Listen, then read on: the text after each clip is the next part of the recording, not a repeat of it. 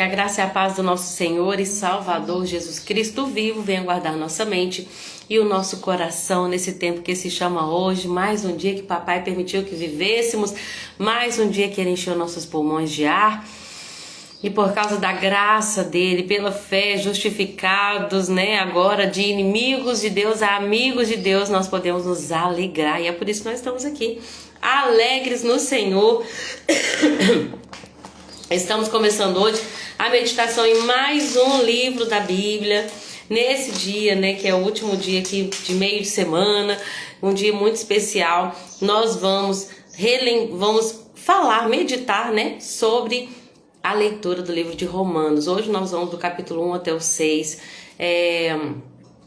e aí os próximos 10 capítulos eu vou dividir entre segunda e terça, cada dia 5 capítulos. Eu acredito que assim vai ficar mais fácil para nós, mas eu realmente estou muito contente em podermos estudar um livro, gente, que é o livro mais teológico que tem no Novo Testamento. A carta de Paulo aos Romanos, ela é a carta assim de maior peso no que tange a teologia que tem no Novo Testamento. É muito comum a gente ler e não entender. Eu mesma tô lendo agora nessa nova versão transformadora. É um dos livros que eu indico. Olha, leia em traduções mais atualizadas, Eu já li Romanos várias vezes em outras traduções, porque é muito bom ter aquele apego, tem aqueles versículos que parece que o Espírito Santo gosta que a gente gosta, lembre deles nas versões mais tradicionais.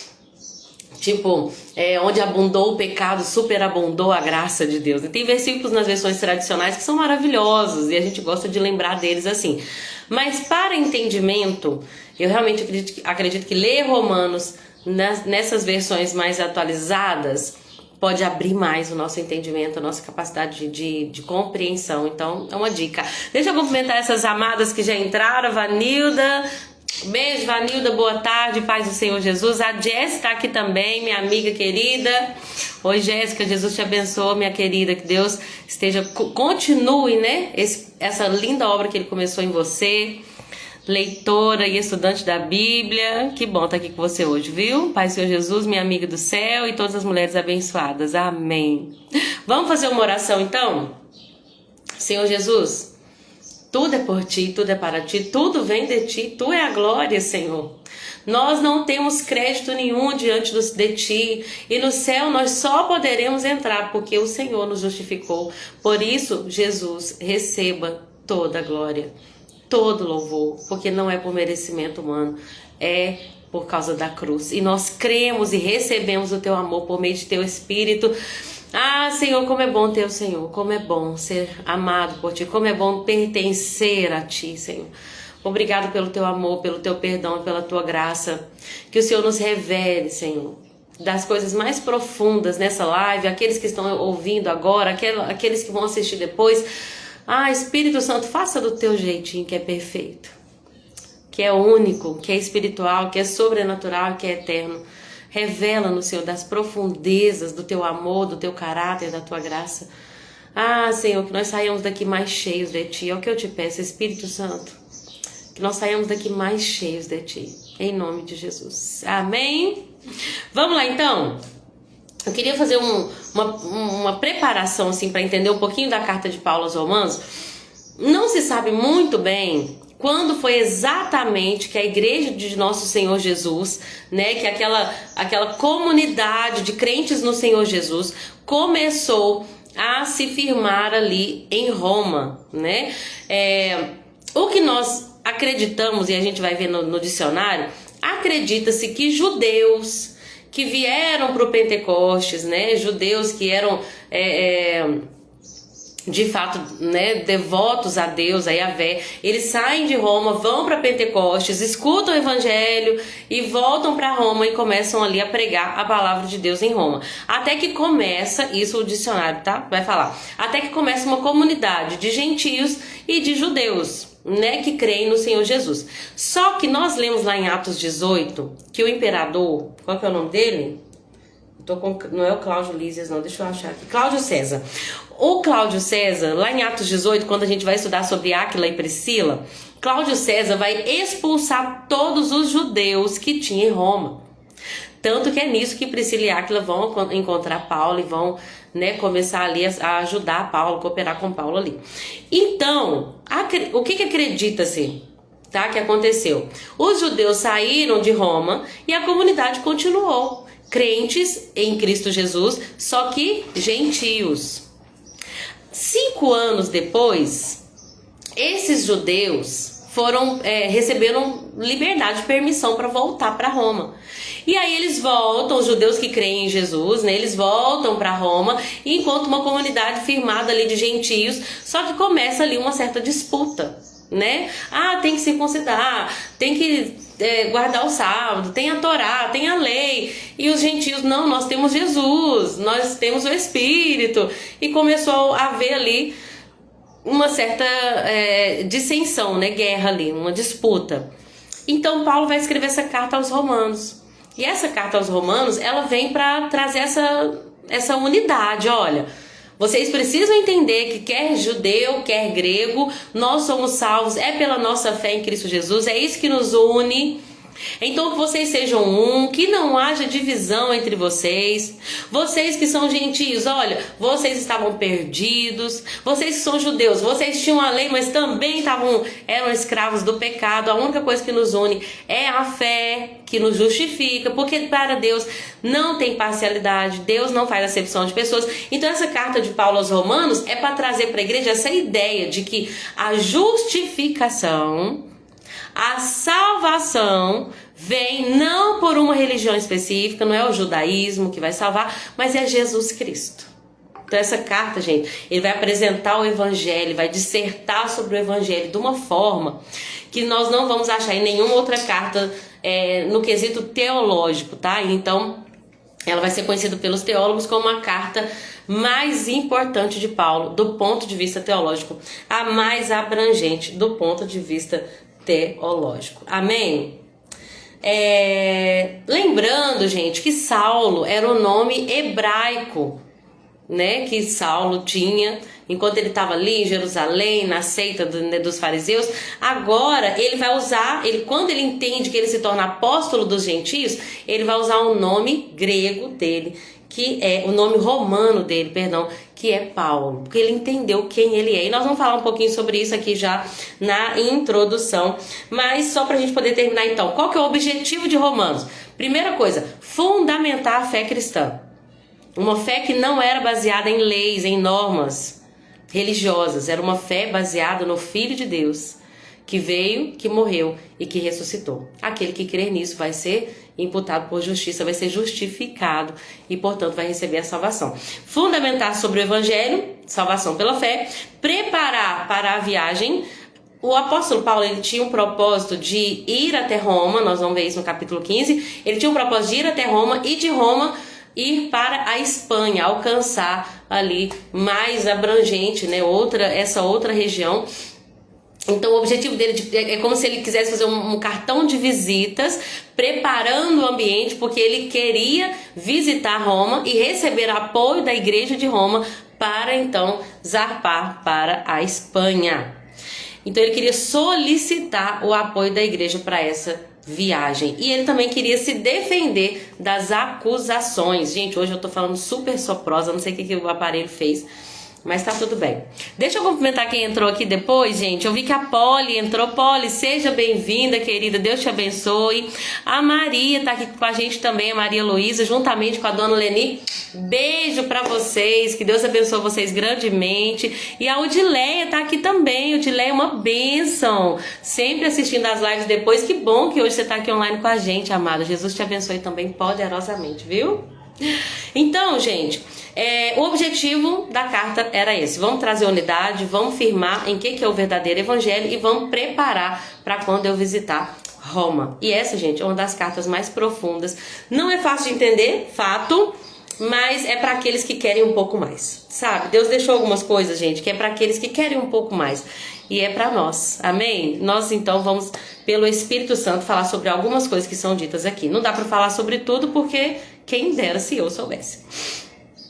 Mas o Espírito Santo vai nos revelar muitas coisas. A carta começa, gente, com Paulo se identificando. Ele fala, eu, Paulo, e ele fala quem que ele é. Quem que é Paulo? Paulo é um escravo de Cristo. Jesus. Eu me lembro de um dia que eu fui pregar e eu comecei assim: oi gente, meu nome é Lorena e meu título é Escrava de Cristo Jesus, né? Então, essa palavra, que é traduzida muitas vezes como servos, dependendo da tradução, significa doulos, pertencente a alguém, uma pessoa que é realmente escravo. Um servo, gente, era um escravo. Hoje em dia a gente não tem tanto essa noção do que é ser um escravo, porque graças a Deus, né, houve a abolição da escravatura. Mas naquela época um escravo é o quê? Eu tenho um dono e esse dono manda em mim e eu faço o que ele me manda e a única coisa que eu quero é agradá-lo. Às vezes o escravo ele nem recebia salário. A vida dele era, de fato, ali disposta para agradar o seu Senhor, de fazer aquilo que ele mandasse, porque aquele Senhor o sustentava. Paulo está dizendo: eu sou Paulo e eu sou escravo de Jesus. Uau!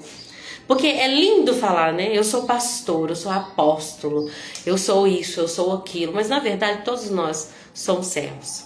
Servos de Cristo Jesus. Entendendo de tudo, todo o dom que ele já nos deu, nós nos tornamos escravos dele. E ele diz, né, continua dizendo que ele foi chamado para ser apóstolo e enviado para anunciar o evangelho de Deus. Então ele já começa falando, o objetivo da carta é: eu quero falar sobre o evangelho. Deus prometeu esse evangelho há muito tempo por meio dos profetas. Tudo que a gente está vivendo é o cumprimento do Velho Testamento. E aí ele começa a falar de quem que o evangelho, a quem o evangelho se refere: Jesus Cristo. Ele que como homem nasceu da linhagem de Davi, ele que pelo poder do Espírito Santo ressuscitou dentre os mortos, já foi demonstrado, ele era o Filho de Deus, ele é Jesus Cristo e ele é o nosso Senhor. Amém? É por meio dele, Paulo vai falar, que nós recebemos graça e autoridade para pregar aos gentios, para chamar aos gentios à obediência da fé. Uau! Ou seja, os gentios devem crer em Jesus e lhe obedecer em honra de seu nome. E vocês, romanos, Paulo está dizendo, vocês fazem parte desse grupo. Eu me tornei apóstolo para pregar o evangelho para o grupo de gentios que vão pertencer a Jesus Cristo e vocês fazem parte desse grupo. Todos vocês que estão em Roma, que são amados por Deus e chamados por Deus para serem seu povo santo, a vocês graça e paz. E aí ele começa a falar do evangelho, ele começa agradecendo a Deus pela fé da igreja de Roma. Ele diz que ora por eles, né, que nunca se esquece deles em suas orações, e também começa a falar que queria visitá-los, né, que já há tempos gostaria de visitá-los para anunciar boas novas. Eu achei muito linda essa parte que fala: eu queria muito ir aí para poder compartilhar com vocês algum dom espiritual. Eu falei: meu Deus, que coisa linda. Tem até uma parte que ele fala assim: olha, eu queria, quando nos encontrarmos, eu quero encorajá-los na fé e quero ser encorajado pela sua fé. Sabe quando você senta com uma pessoa que é de Deus? E aí você compartilha um pouco e você vê que você está abençoando aquela pessoa, mas de repente que a pessoa começa a compartilhar e aquela pessoa começa a te abençoar também. A igreja de Cristo é esse corpo vivo que tem o Espírito Santo e que se ajuda e que se edifica mutuamente. Essa ideia de que é só um aqui, ó, esse é o top dos tops, né? Tô falando de homem, não nosso Senhor Jesus. Esse é aquele que só ele fala, só ele manda e a gente vem aqui e tem que ser a oração dele que vale, só a palavra dele que vale. Sabe aquela ideia de idolatria que muitos lugares a gente vê ainda? Gente, não, a igreja de Cristo, ela é um corpo místico de Jesus na terra, é um corpo vivo, onde as pessoas o analfabeto, mas que é cheio do Espírito, e que ouve a Bíblia, tem algo do Espírito para dizer, e a gente se edifica mutuamente, e isso é maravilhoso. Paulo está dizendo: quando eu for aí, eu vou encorajar vocês, mas eu também espero ser encorajado. Amém? Ele começa então a falar: olha, eu quero que vocês entendam o que é o evangelho. O que é o evangelho? Esse versículo é uma peça-chave para a gente entender.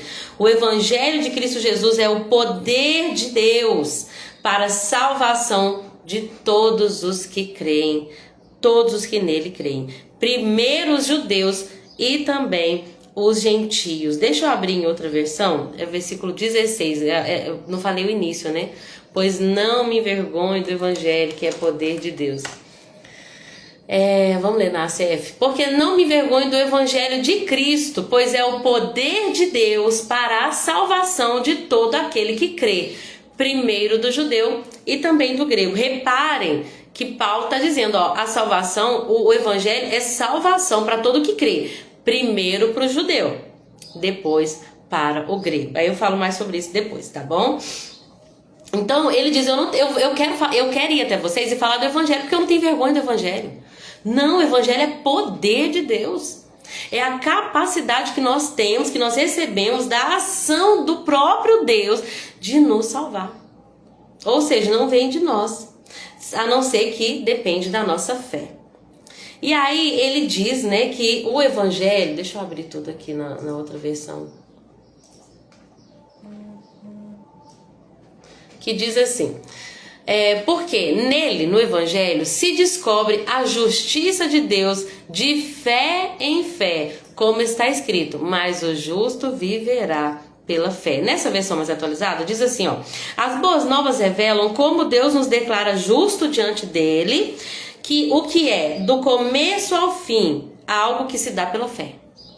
Tá vendo? Não tem mérito, mano. Não tem agora eu decidi que quero salvação, eu quero ser salvo. Não, gente. E sabe, ninguém vai chegar no céu e falar, graças a Deus que aquele dia eu falei, nossa, agora eu quero ser salvo. Não fomos nós que encontramos Jesus. Jesus não estava perdido. Ele nos encontrou. Ele despertou em nós o interesse. Ele colocou a fé no nosso coração. E pela fé que nós nos permitimos, que nós não deixamos, aí sim, tem uma parte que cabe a nós. A gente pode endurecer o nosso coração. Mas se a gente só permitir, se a gente se render em submissão ao Espírito de Deus, a fé que Ele mesmo colocou em nós vai permitir que a gente seja salvo. Do começo ao fim, a justificação vem pela fé. Como diz as Escrituras, o justo vive pela fé. E aqui ele está citando Abacuque, né? Que é lindo, nós já falamos muito sobre isso. Lembrando que essa fé aqui já não é uma questão só de um crer. O justo vive pela fé já traz a ideia no hebraico, no original, de fidelidade. É permanência nesse estado de crer em Cristo, sem deixar a rebeldia do nosso coração nos levar a uma desobediência. Amém? Chiquinha, seja bem-vinda, querida. Deus te abençoe. Então vamos lá? Aí Paulo começa a falar por que a gente precisa do evangelho. Ele começa a falar da ira de Deus. A ira de Deus contra os pecadores e perversos, contra a humanidade, né? Até estudando um pouquinho sobre o capítulo 2, eu achei interessante que vai falar que no capítulo 1 e no capítulo 2 existe um contraste. O capítulo 1, Paulo vai trazer a impiedade dos gentios, mas no capítulo 2 ele vai denunciar a hipocrisia dos religiosos. Então primeiro ele fala dos gentios, aqueles que não têm a lei, e que Deus vai se revelar a eles, ainda que seus atributos invisíveis sejam revelados pela natureza, nós vamos falar sobre isso, mas no capítulo 2 ele vai falar, vocês que Deus revelou claramente, que são os judeus, vocês também estão em pecado. Vocês julgam, mas na verdade vocês são hipócritas. Mas vamos lá. O que ele está falando? Por que todos precisam do evangelho? Tanto judeus quanto grego. Vamos falar primeiro do grego? Olha, Deus mostra a sua ira contra todos que são pecadores e perversos e que por sua maldade impedem que a verdade seja conhecida. Sim, porque a verdade a respeito de Deus sempre foi evidente. Olha que lindo isso, gente. Por meio da criação, Deus sempre deixou claro seus atributos invisíveis. Deus se manifesta na criação. Quando a gente olha para o céu, a gente vê a infinidade do céu e a maneira como parece que ele está tão longe, que é intocável. E aí Deus deixa na criação seus atributos. Ele é eterno, ele é infinito, ele é amável. Sabe, em tudo que a gente vê ao nosso redor na criação, nós conseguimos perceber os atributos invisíveis de Deus. Mesmo que a gente não tenha uma lei escrita, hoje a gente conhece a palavra, mas imagina uma tribo indígena que o evangelho nunca chegou lá. Eles têm, inclusive Paulo vai falar sobre isso, uma consciência. O próprio Deus colocou nessas pessoas uma consciência do que é certo e que é errado. E que essas pessoas vão seguir ou não, mas de maneira instintiva. Amém, Chiquinha. Chuva de bênçãos. Amém. Recebo. Que seja assim para sua vida também. Boa tarde, irmã Rose. Deus te abençoe. Paz do Senhor Jesus. Que bom estar aqui com você também, viu? Então, gente, Deus sempre se revelou a todos, não só para os judeus. Então Paulo está falando assim, ó, para os gregos, aqueles que vamos dizer aí, que não tiveram uma revelação específica como Abraão, através da revelação de Deus, o que acontece? Deus revelou seu poder eterno e a sua natureza divina na criação. E, portanto, eles são indesculpáveis. Não tem desculpa. Eu não conhecia Deus. Mas Deus está o tempo todo se revelando através da própria criação. Sim, eles conheciam algo sobre Deus, mas não o adoraram, nem lhe agradeceram. Em outras versões fala que essas pessoas não glorificaram a Deus, nem lhe deram graças. Mesmo vendo que existia uma divindade, mesmo compreendendo dos atributos dessa divindade, gente, é nítido, tem um Criador. É nítido. A gente olha para a organização da natureza. Uma coisa que me lembrei aqui agora, ontem nós fomos na casa da Su, uma amiga nossa, que mora assim, né, rodeado por plantações e nossa, que delícia a casinha dela ali. E aí eu comecei a perceber, mangas que há pouco tempo tinha caído no chão, a natureza já tinha enviado algum organismo ali para poder deteriorar aquela manga, porque na natureza nada se desperdiça. É uma coisa muito linda como que Deus fez com que tudo na natureza tivesse um propósito. Então aquela manga que caiu no chão, ela não vai ficar ali apodrecendo pra nada, não.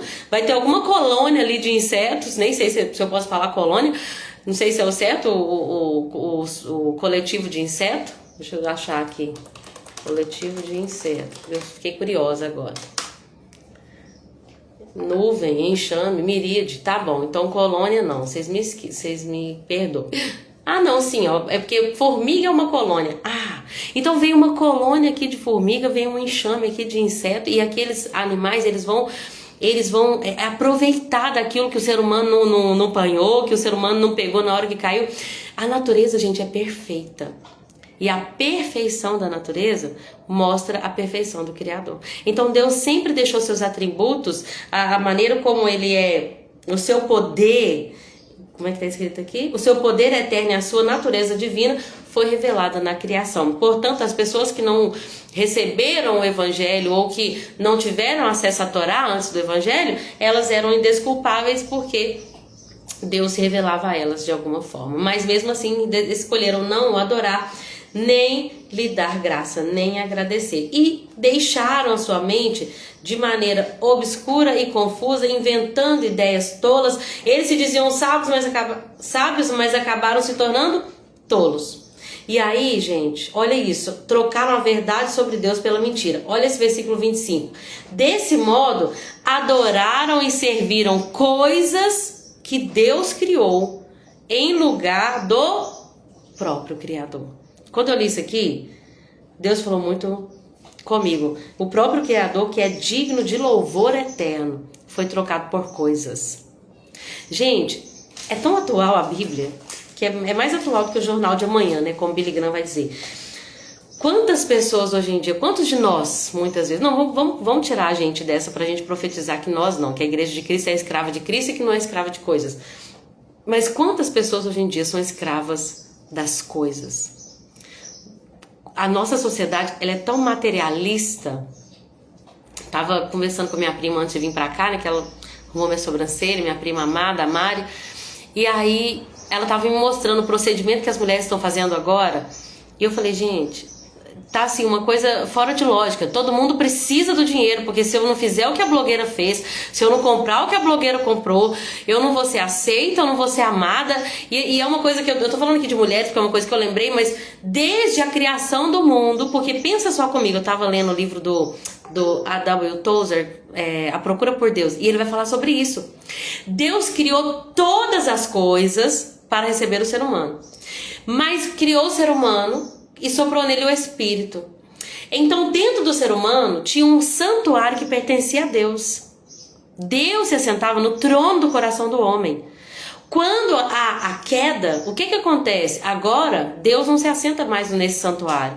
Agora as coisas que foram criadas, elas têm um lugar tão importante no coração do homem, que o homem tira Deus do trono e coloca as coisas no trono.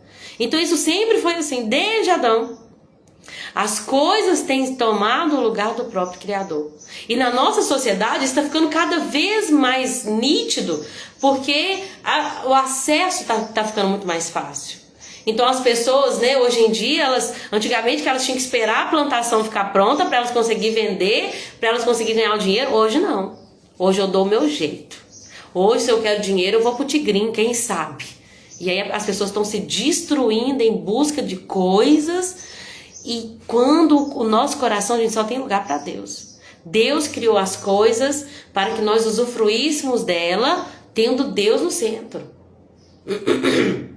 Agora, as pessoas têm muitas vezes as coisas no centro e querem usufruir de Deus, não é assim. Deus é o nosso deleite principal, primeiro e único. As coisas que Deus criou para nos alegrar, nós vamos desfrutar com Ele, vocês estão entendendo? Porque o jardim foi feito para o homem e Deus parecia no jardim. O homem podia desfrutar do jardim na presença de Deus. O jardim não era para o homem desfrutar sozinho, que foi aí que foi o problema, né? O homem queria desfrutar daquilo que Deus não deixou. E agora, perdendo a presença, as coisas todas saíram fora do lugar. Que não seja assim na minha, na sua vida, que as coisas tomem o lugar do Criador, não. Que nosso coração tenha um santuário que é de Deus e que seja Deus o nosso deleite. Ainda que nós não tenhamos coisas, ainda que nos falte algumas coisas, que nós tenhamos a alegria da reconciliação com Cristo Jesus, que nós tenhamos a alegria da salvação e entendamos que isso nos basta. Amém?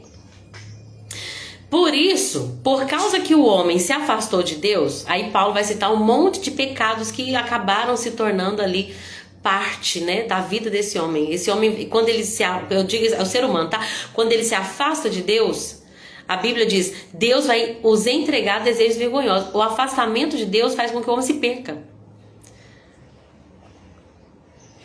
A Jessie disse, amém, nele a plenitude de alegria, amém, amém, isso mesmo. Deus então vai entregar eles a desejos vergonhosos. Primeira coisa que Paulo começa a falar é de mulheres. Fala que as mulheres trocaram a sua forma natural de ter relações sexuais por práticas não naturais.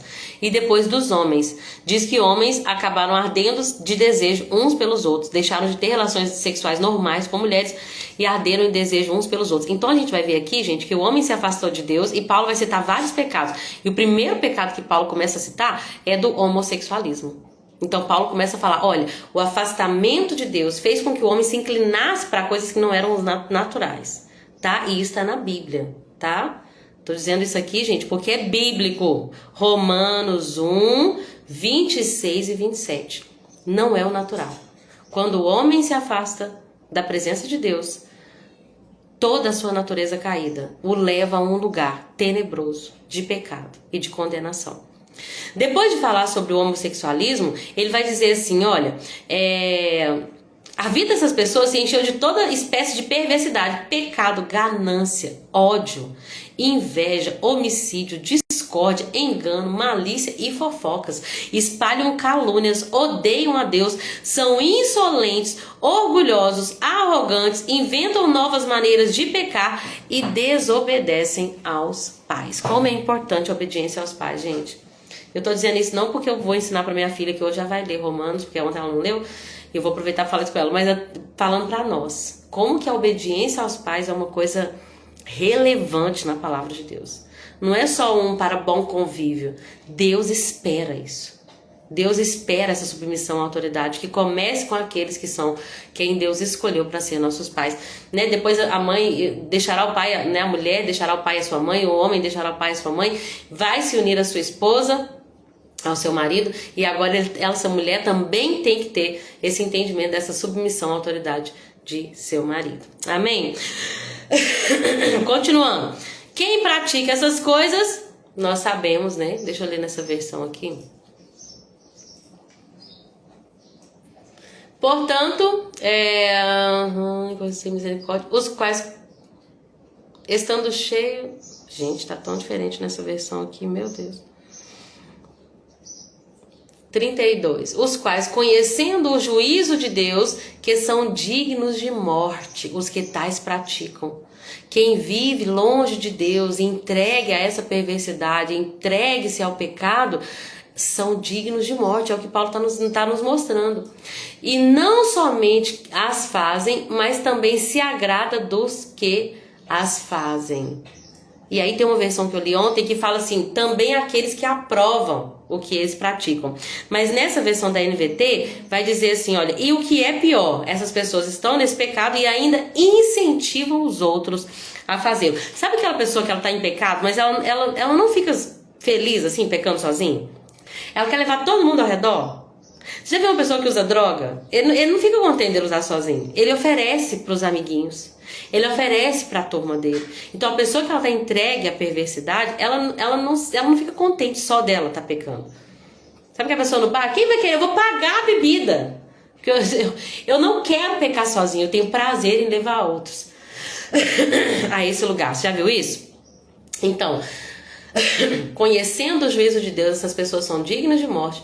E não apenas elas, mas o que é pior, incentivam outros também a fazê-los, né? E aí, como eu falei, o capítulo 1 para o capítulo 2, a gente vai ver, o que é isso dessa hora? A gente vai ver essa comparação.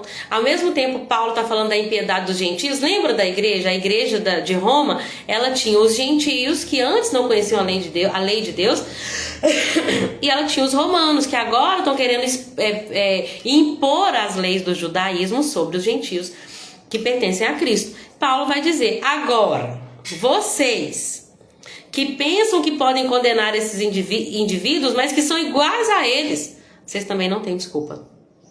Vocês não podem julgar aqueles que praticam coisas que vocês também praticam. O que Paulo está dizendo? Olha, vocês também são escravos do pecado. Vocês, judeus, também precisam de Jesus. Vocês, olha só, o justo juiz vai revelar todas as coisas. Ele vai julgar cada um segundo seus atos. Vai dar vida eterna àqueles que, persistindo em fazer o bem, buscam glória, honra e imortalidade, mas vai derramar indignação sobre os que vivem para si mesmos. Vocês são egoístas. Estão falando mal dos gentios, dos gregos, mas vocês são egoístas, orgulhosos, presunçosos, têm dificuldade de amar e de fazer o bem. Vocês também estão indo para o mesmo caminho. Por que vocês julgam e condenam aqueles que vocês fazem a mesma coisa? Fazem a mesma coisa o quê? Estão escravos do pecado. A todos que praticam o mal, versículo 9, ele trará aflição e calamidade. Aí ele fala, primeiro aos judeus, depois também para os gentios, ou para o grego. Mas a todos que fazem o bem, vai dar honra, glória e paz. Primeiro aos judeus, depois para os gentios. Então nós lemos 3 vezes no capítulo 1, 2 e 2, né? Uma vez e 2 no capítulo 2, Paulo usa essa expressão, primeiro para os judeus, depois para os gregos. No capítulo 1, ele fala de salvação, né? Ele fala, eu não me envergonho do evangelho porque ele é poder para a salvação. Primeiro do judeu, depois do grego, né? E depois a gente lê aqui sobre juízo. Então a salvação, ela vai alcançar primeiro o judeu. E de fato alcançou, porque Jesus era judeu, né? Como homem, ele veio da tribo de Davi. Ele veio para cumprir tudo que os judeus, os profetas estavam declarando. Jesus se revelou aos seus primeiro, não foi? Então a salvação alcançou o judeu primeiro, mas aqueles também que endureceram, o juízo vai alcançá-los primeiro. Então ele vai dizer assim, ó, para aqueles que praticam o mal, o juízo vai vir primeiro para os judeus, que receberam toda a revelação da glória de Deus. Desde Abraão, Deus se revelando o seu caráter, entregando a lei para a justiça, mostrando o que ele esperava, se revelando através de Moisés, se mostrando ali no monte. Deus se revelou para os judeus, o povo escolhido. A ideia é, eu vou alcançar os judeus e depois dos judeus vai vir a plenitude para os gentios. Só que ele veio para os seus e os seus não o receberam. Então o que Jesus fez e que Paulo fez e que que a gente vai ver esse padrão? Os judeus não quiseram, então ele foi para os gentios. Né? O Senhor Jesus, ele pregou para os seus, mas depois ele vai falar, olha, vocês vão ser minhas testemunhas em toda a Judéia, mas também em Samaria, serão minhas testemunhas em Judéia, Samaria, aqui, porque tem Jerusalém, são 4. Aqui em Jerusalém e depois em toda a Judéia, depois em Samaria e até aos confins da terra. Porque Deus não veio só para uma etnia, ele veio para alcançar todos. Primeiro para os judeus, depois para o grego. Amém? Por que primeiro para os judeus? Porque ele veio se revelando no decorrer da história para os judeus. Porque o próprio Messias viria dos judeus. Agora, os gentios também iriam alcançar essa graça. O problema do judeu é que mesmo tendo a lei, ele não praticava. E é isso que aqui a gente vai ver no capítulo 2. Olha, você que se diz judeu, se apoia na lei de Deus, se orgulha do seu relacionamento especial com ele, conhece a vontade de Deus, diz que ensina aos outros, aí no versículo 21 fala assim: pois bem, se você ensina aos outros, por que não ensina a si mesmo? Meu Deus! Você diz para os outros que não deve roubar, mas você mesmo rouba. Afirma que é errado cometer adultério, mas você adultera. Condena a idolatria, mas rouba os objetos do templo. Então Paulo está expondo aqui no capítulo 2 que os judeus, mesmo tendo a revelação de Deus, mesmo tendo a lei, eles também são pecadores. Eles não conseguem seguir a lei à risca. Porque na verdade a lei só veio para mostrar o pecado. E para mostrar que era impossível seguir ela à risca. Só Jesus cumpriu de fato toda a lei. E porque ele cumpriu toda a lei, aquele que nele crê é justificado. Não por obras, mas pela fé. Amém? Olha o que ele vai falar no versículo 25. Mas se você que é circuncidado não obedece à lei de Deus, não é diferente de um gentio incircuncidado. Porque os judeus achavam que porque eles tinham a Torá, porque eles guardavam o sábado, porque eles, os fariseus e os sacerdotes tinham os filactérios, as roupas importantes, conheciam muito de Bíblia. Não adianta só ouvir a lei. Ele vai falar que não adianta vocês só ouvirem a lei e não obedecerem. Eu até marquei esse versículo, deixa eu ver. Joy, o que você está fazendo aqui na live? Você tem que respeitar isso aqui, tá? Isso é uma coisa séria, tá? Aqui, depois eu vou ver se eu acho essa parte do não adianta só ouvir a lei. Você tem que obedecer a lei. Que é a mesma coisa que acontece nos dias de hoje, gente, mas não com o judaísmo. Vamos falar aquela pessoa que se diz evangélica. Ah, porque eu sou evangélica, eu bato no peito, tenho orgulho de dizer que sou evangélico. Leio a Bíblia, conheço 300 versículos. Eu conheço pessoas assim.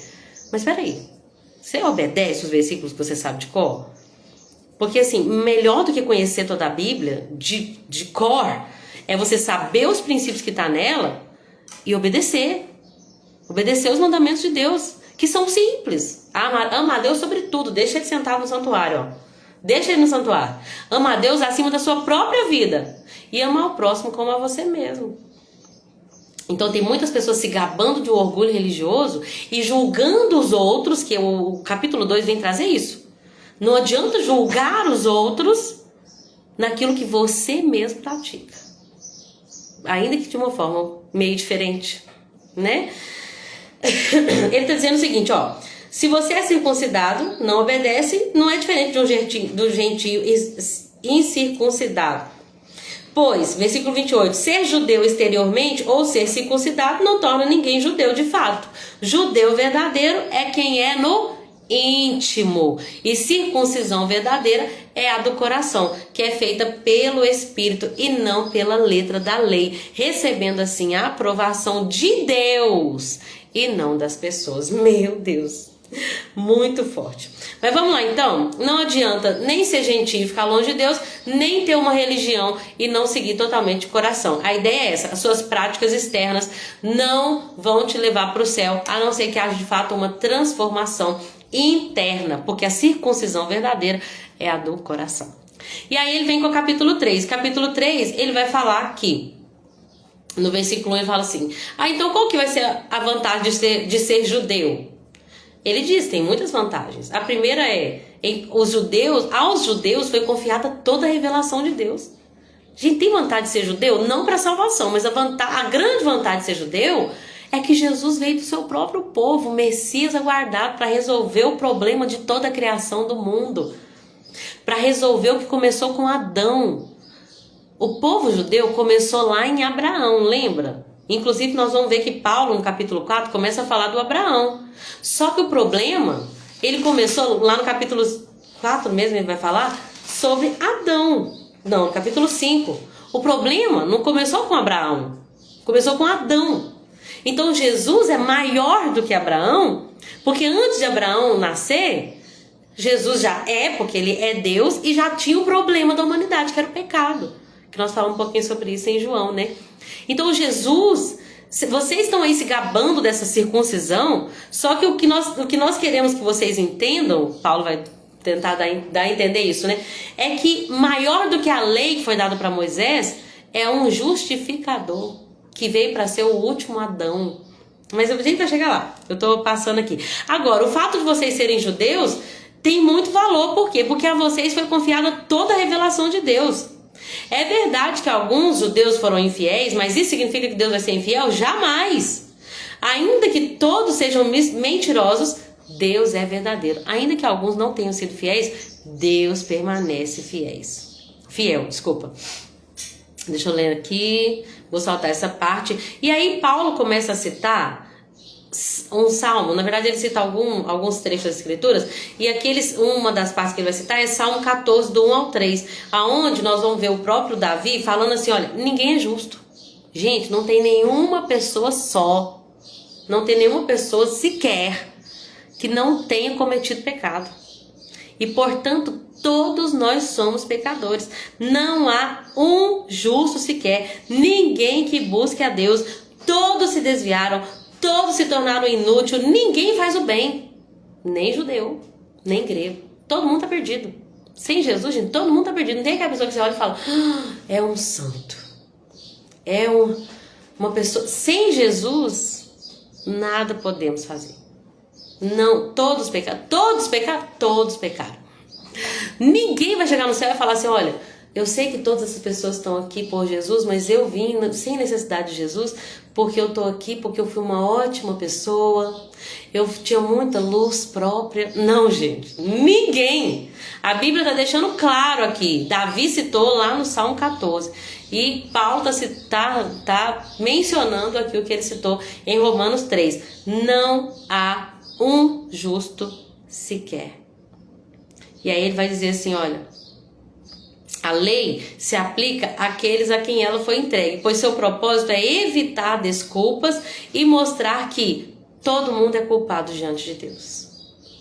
Pois ninguém será declarado justo diante de Deus por fazer o que a lei ordena. Ninguém vai chegar no céu e falar, olha, cumpri toda a lei. Do jeitinho que Deus passou para Moisés. Aqueles 10 mandamentos lá de frente para trás, de trás para frente, nunca desobedeci pai, nunca adulterei nem pensamento, nunca desejei nada que é do outro, nunca roubei nada, nem a atenção de ninguém eu roubei, nunca procurei meus próprios interesses, sempre fiz de tudo só pelo meu próximo. Ninguém vai chegar no céu e se declarar justo porque seguiu toda a lei, porque nós não conseguimos seguir a lei à risca. Nós, com a nossa natureza adâmica, não. Então, ninguém vai se declarar justo diante de Deus, porque a lei serve para mostrar o quanto nós somos pecadores. Meu Deus, é forte, né? Aí, Paulo continua falando, olha, mas, conforme prometido na lei de Moisés, e como Deus nos mostrou como somos declarados, Deus nos mostrou como somos declarados justos diante dele, sem as exigências da lei. Nós somos justificados por meio da fé em Cristo Jesus. Você pode dar uma glória a Deus aí onde você está? Glória a Deus! Gente, glória a Deus que não tem que matar rolinho, pombinho, ovelha, não tem que cumprir toda a lei cerimonial, não tem que, sabe, tudo aquilo que a lei mandou guardar o sábado. Observar tudo que a gente come em puro, fazer rituais, não existe mais. Lembrando que nós temos que, depois eu vou falar sobre isso, tá? Não quer dizer que agora a gente está livre para pecar, não, mas depois a gente vai falar sobre isso. Mas tudo aquilo que era exigência da lei para a salvação e remissão de pecado, nós não precisamos fazer. Porque a salvação, a justificação vem por meio da fé em Cristo Jesus. E isso é para todos os que creem, sem distinção. Pois todos pecaram e destituídos fomos da glória de Deus. Mas, deixa eu abrir isso aqui, porque esse versículo é lindo demais, Senhor. Glória a Deus. Mas eu quero abrir na outra versão. Versículo 23.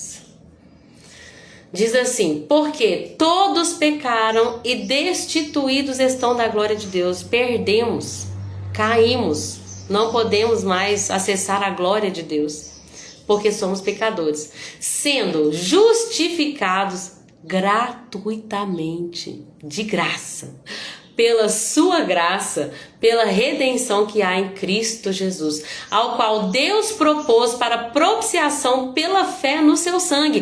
Quem crê no sangue de Jesus como remidor do pecado, vai, de fato, então, isso vai demonstrar a sua justiça pela remissão dos pecados dantes cometidos, sob a paciência de Deus. Olha esse versículo 27, onde está a vanglória?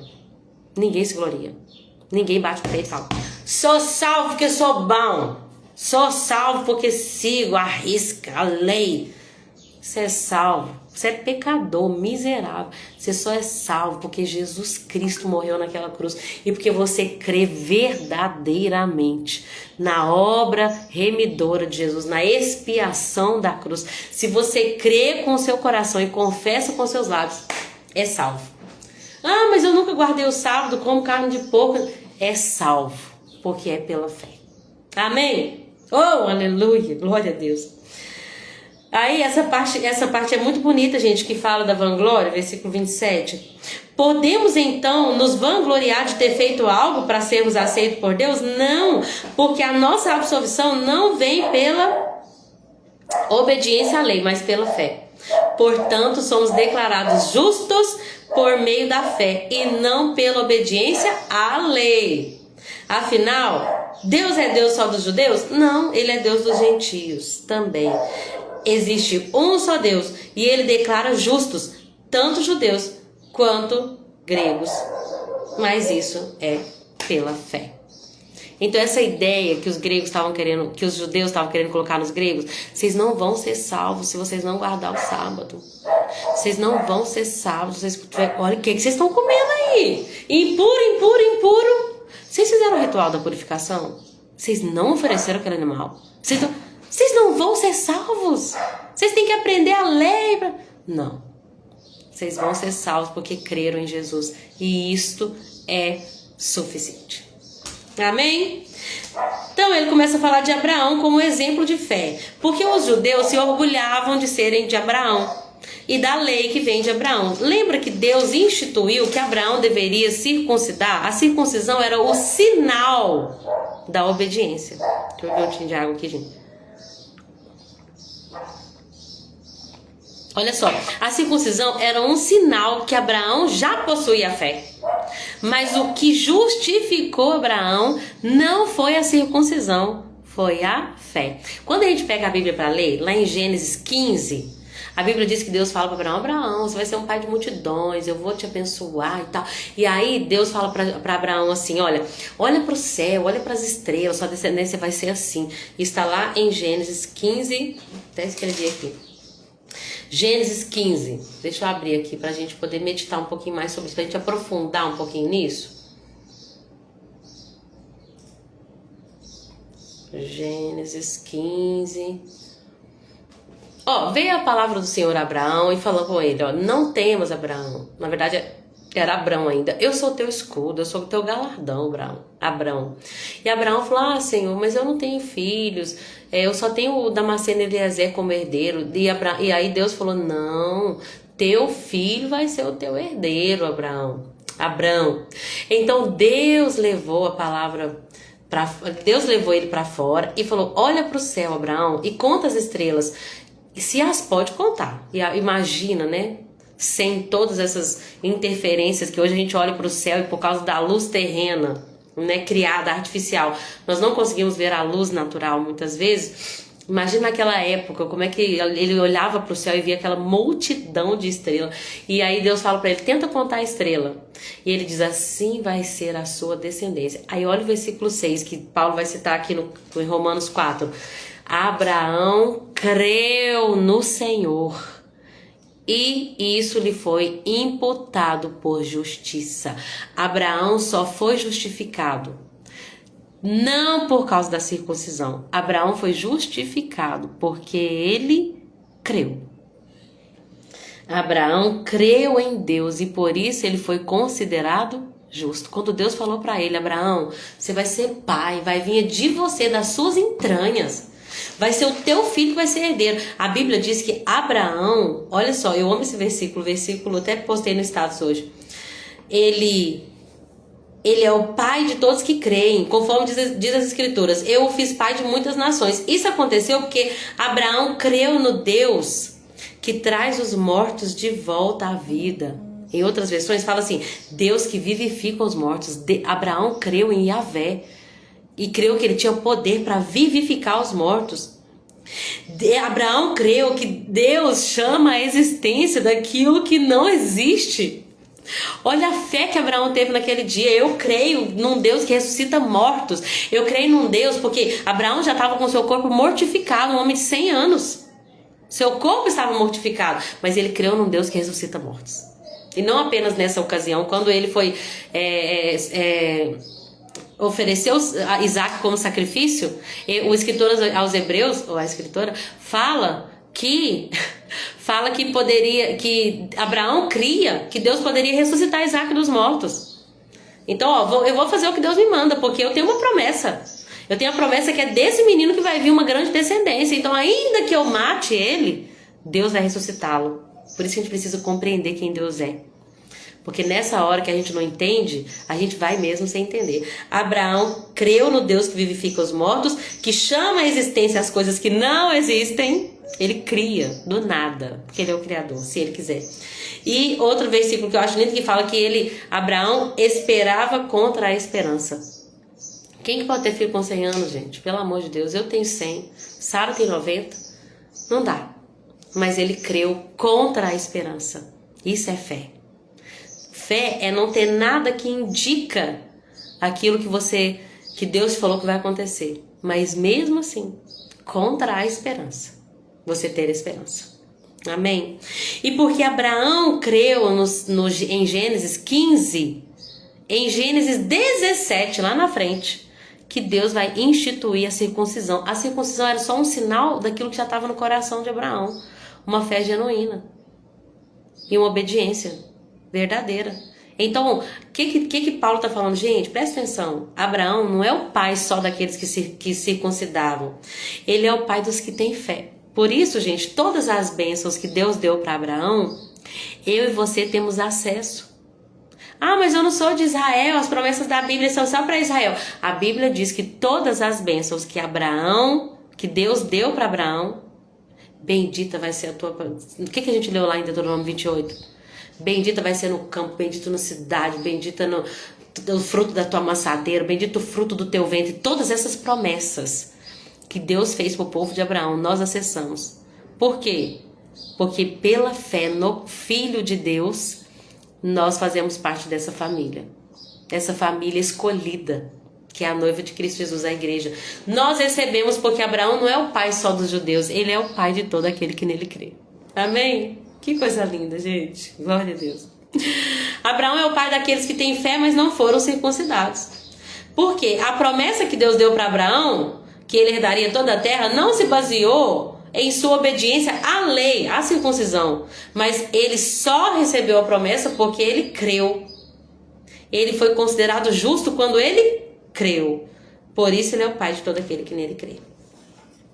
Então vamos para o capítulo 5, porque eu tenho que falar o 5 e o 6 e já são 3 horas. Agora vou tentar ser mais rapidinho, tá? Então, gente, olha que lindo o capítulo 5. Uma vez que nós fomos declarados justos, nós temos paz com Deus. Não tem mais condenação, gente.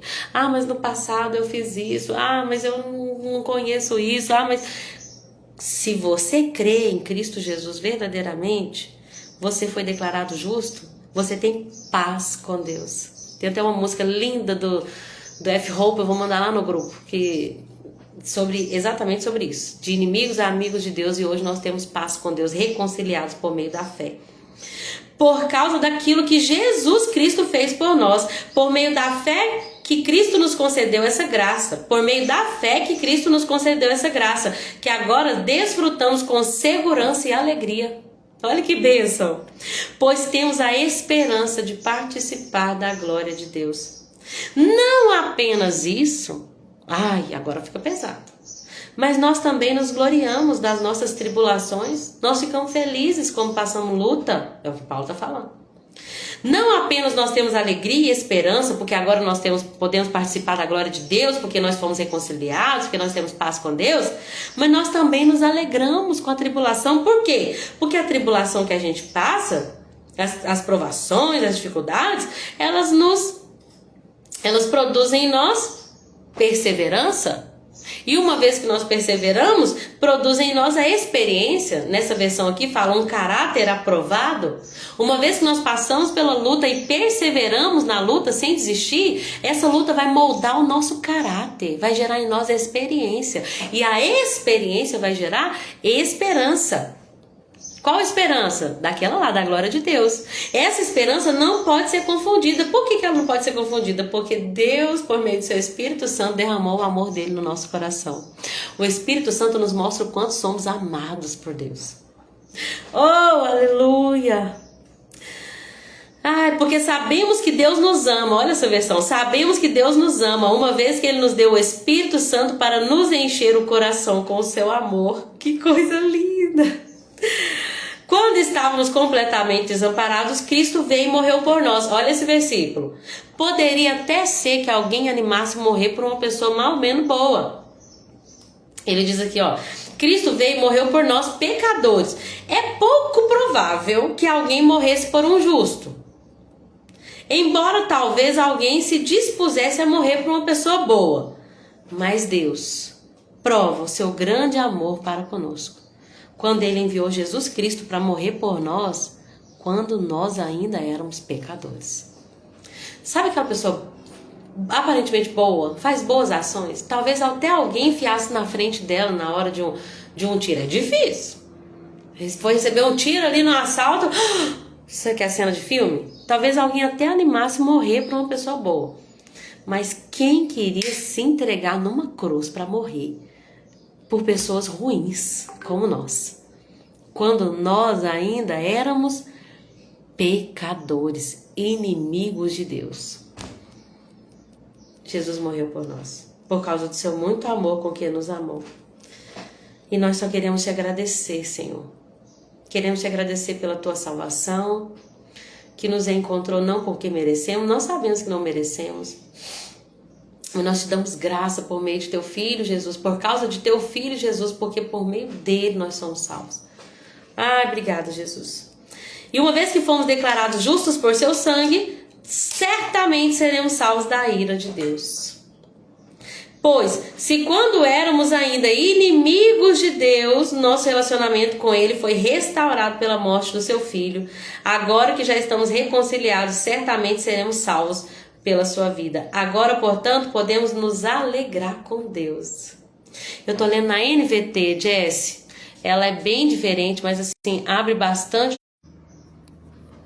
Pessoas, me perdoem. Eu tava escrevendo aqui, vocês estão aí ainda? E aí a escola ligou, Cecília foi meio sentindo um pouquinho de dor de garganta, pediu pra eu buscá-la. Aí daqui a pouco eu vou lá, tá bom? Que ela foi sabendo, sabe? Eu falei, filha, você deveria não ir pra escola. Eu falei, não, tá tranquilo, não quero faltar. Mas ela ainda tá com um pouquinho de dor. Aí depois da live eu vou lá buscá-la, tá? Perdão, vocês estão aí ainda? Ah, o Dileia disse, estamos, voltou, glória a Deus. Amém. Então, Jesse, eu tô lendo na NVT, que ajuda bastante a gente no entendimento, principalmente de cartas como Romanos, Efésios. Ajuda, né? Deixa eu ver, gente, quem saiu aqui? Ah, a Vanilda saiu. Deixa eu mandar pra ela de novo, porque eu acabei saindo por causa da ligação. Amém. Então vamos lá. Quando Adão pecou, aí ele começa a falar, né? Então nós podemos nos alegrar em Deus, porque nós fomos reconciliados através de nosso Senhor Jesus Cristo. E aí ele começa a falar, a fazer uma comparação entre Adão e Jesus. E eu achei um estudo bacana, deixa eu só achar aqui. Gente, meu mouse não quer ir, foi. E eu queria mostrar para vocês, assim, de forma mais prática, o que Paulo quer dizer. Então, comparando Adão com Jesus. Em Adão, nós encontramos morte. O que isso quer dizer, gente? Quando Adão pecou e o pecado entrou no mundo, com ele também entrou a morte. E depois dele, essa morte se estendeu a todos. Então, todos nós que viemos depois de Adão, nós herdamos uma natureza caída, egoísta. Gente, a nossa natureza sem Jesus Cristo, sem a ação do Espírito, ela é uma natureza caída, que busca só seus próprios interesses e que vai matar, se for possível, para conquistar seus próprios interesses. Uma natureza que tem dificuldade para perdoar, dificuldade para amar. Uma natureza, gente, que só pelo Espírito mesmo que vai encontrar redenção. Esse Adão, ele vai pecar e com o Adão vai vir a morte, mas quem crer em Cristo Jesus vai participar de um novo nascimento, porque Jesus é o novo e último Adão, que ele, se em Adão nós encontramos morte, em Jesus nós temos graça abundante. Onde abundou o pecado, superabundou a graça de Deus. Da mesma forma que através de um homem veio o pecado para muitos, sobre todos, na verdade, através de Jesus Cristo vem a salvação para todos os que creem. Amém? Porque todo mundo herdou de Adão naturalmente. Agora, só vamos herdar a natureza divina que vem através do novo nascimento se crermos em Cristo Jesus. E aí a gente vai ver, Cristo vai reverter, versículo 16, Cristo vai reverter o que Adão causou. No versículo 17 nós vemos dois reinos. Adão é o reino, vem trazer o reinado da morte, e Cristo o reinado da vida. E aí nós temos o versículo 18 que diz que Adão vem trazer a condenação, mas que Cristo vem trazer a justificação para todos os que creem. Amém? Adão traz condenação para todos, toda a humanidade está condenada.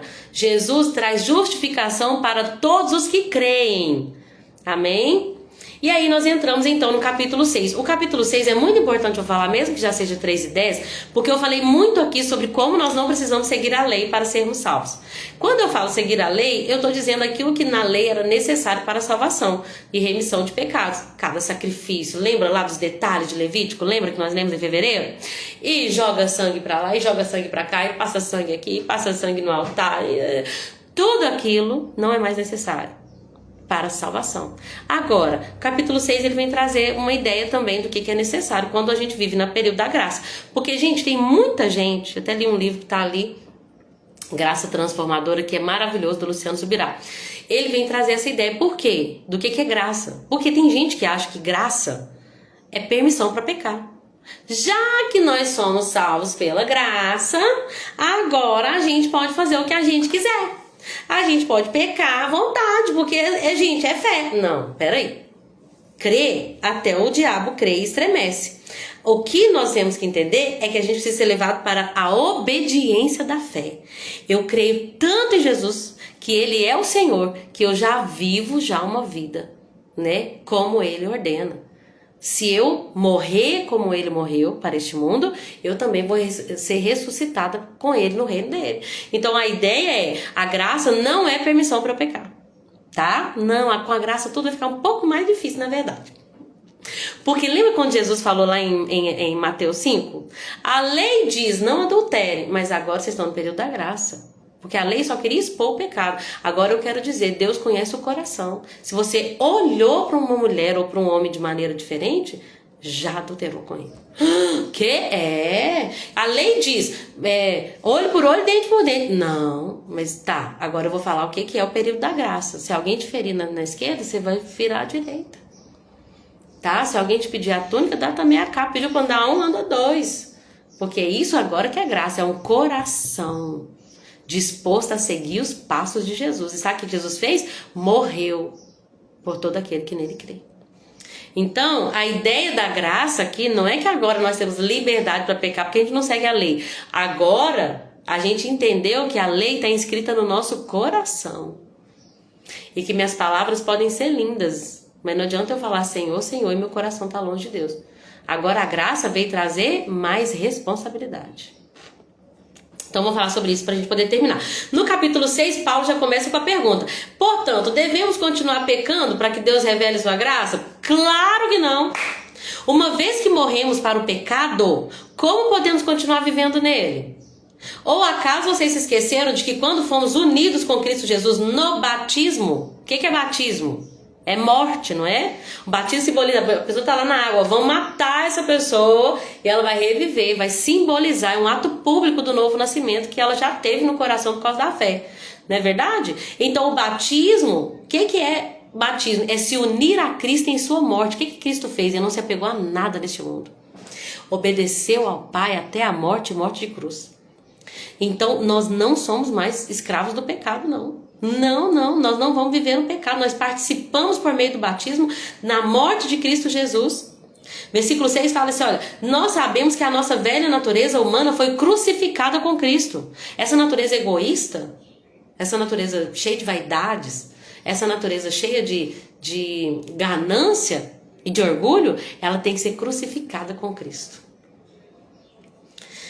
Para que o pecado não tenha mais poder sobre a nossa vida. E assim a gente vai deixar de ser escravo do pecado.